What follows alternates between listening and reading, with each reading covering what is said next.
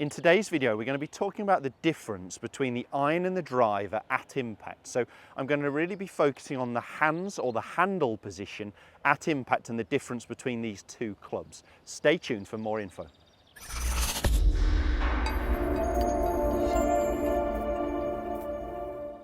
Welcome back to the TruGolf Academy. You've joined me, Jon Watts, today at Branston Golf and Country Club. Today's video, as I mentioned, is going to be on the difference between the driver and a mid-iron here, and I'm really going to be focusing on the hands or the handle position at impact. I have filmed a video before on the difference between these in terms of where our pressure should be at setup, and I will put a link just up here that's worth checking out, looking at the difference between it. What I'm going to be focusing on today, as I said, is our hands or our handle position and how that would vary between a driver and, let's say, a mid-iron here that I've got a 7-iron. So I've talked about, and I'm going to just start with the iron, I've talked about trying to get lower hands at impact before, and I think it is a key that we see some of the world's elite, some of the world's best ball strikers manage to return with their hands in basically the same position they started at. Most of us, our handle is going higher, and the higher our hands go through impact, the more the shaft will droop or bend. So there are forces acting on the club that are going to create some bow or bend in the shaft where the toe actually lowers through impact. But what we see with some of the world's best ball strikers is they manage to return on a slightly lower hand plane where they can actually return their hands back to its original position or their original position. And golfers who get that will get less bow or less bend downwards in the shaft. And that really seems to be a key to fantastic ball striking. Most of us, as I said, even elite golfers are going a little bit higher. What we see with some weaker players is losing control as their hands get very high away from their body, and they tend to lose control of what the club's doing through impact. So some of the world's best golfers return with their hands to the same position or a little bit higher, but don't go excessively. Now, some of the players, and I'm going to talk about someone like a Sergio Garcia, he manages to do that whether he's hitting an iron or a driver, and he's a fantastic iron striker of the ball.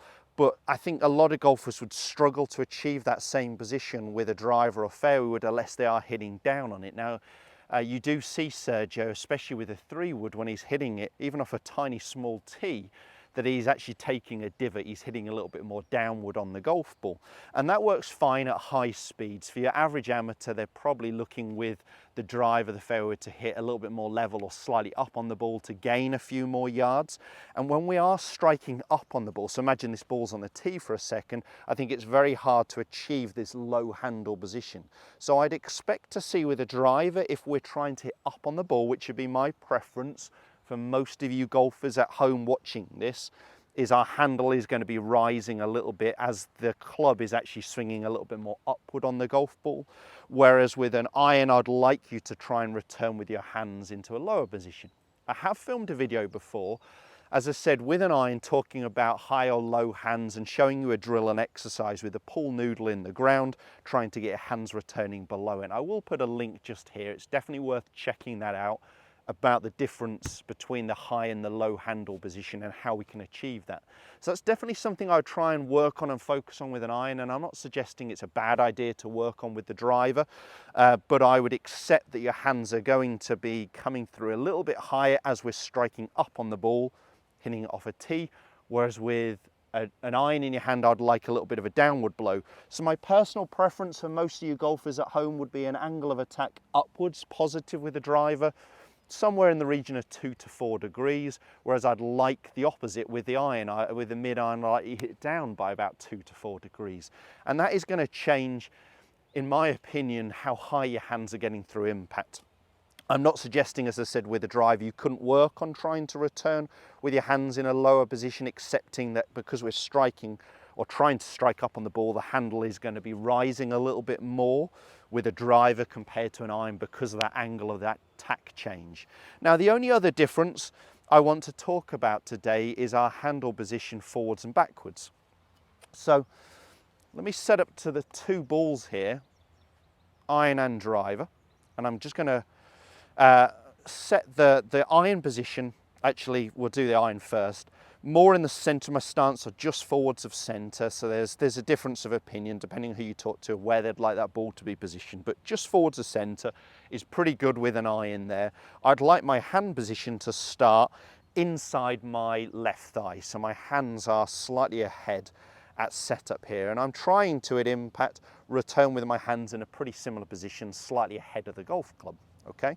With a driver, certainly set up to this one, my hands are in the same position. So on the right side of my lead thigh. So they are the same position they were with the iron, but because the ball's moved more forwards in my stance, you can see my hands are starting more level. And I'd expect to see it impact again, them to return into a similar position. So is my body rotating and the pressure moving towards my lead foot and my lead heel, but I wouldn't really expect to see a massive change in terms of handle position. What that would mean is my hands are more ahead with an iron and more level with a driver. You do see some of the real strong elite golfers. If you look at Brooks Koepka, definitely looks like his hands, I haven't got data on him actually, but in terms of his dynamic loft through impact with the driver, but it looks like his hands are actually still leading the golf club, and you can get away with that when we're generating some serious speed. We want to be hitting up on the ball, and if we can hit up on it without adding too much loft at high speed, the ball's going to go a mile. But for most of us, with that ball more forwards and a slightly upward angle of attack, we're expecting our hands to return more level with a driver in terms of hand position to club head position, whereas with an iron, that ball's come a little bit further back in our stance. I would expect my hands to be leading the golf club. So my handle position was the same whether I was talking about a driver or an iron at setup. If I drop the end of the grip, it is resting on the right half of my left thigh, so towards my lead thigh here. And that is the same with an iron, okay? That hasn't changed. So my ball position's altered, my handle position has stayed the same. And at impact, if I could return with my handle in that same position towards my lead thigh, that would be really optimum. And that means my hands are more level with the driver and my hands are slightly ahead with an iron. I would expect us to be de-lofting our irons. So personally, I tend to de-loft a mid-iron by about 6 or 7 degrees. And actually I'm adding loft to my driver. So my driver's got 12 degrees of loft on at setup, and I tend to hit it with about 15 degrees. I'm adding about 3 onto it. And that's a good thing. We'd expect to add a little bit of dynamic loft to a driver and de-loft our irons a little bit more. And that would explain our handle position relative to our ball position. As I said there, driver. So let me quickly go ahead and hit one as I've got one on the tee. My hands are starting near my lead thigh and returning in that same position, ideally. Let me go ahead and hit one to finish. And that's creating that upward angle of attack I'm really looking for. Whereas with an iron there, my hands are returning a little bit more ahead, and I'm de-lofting the golf club and striking a little bit more downwards on the golf ball. So I hope that's cleared up a little bit about our hand position and the differences between an iron and a driver at impact. So 2 differences there, really. One is caused by the ball position at setup and that angle of attack, whether we're hitting up or down on it.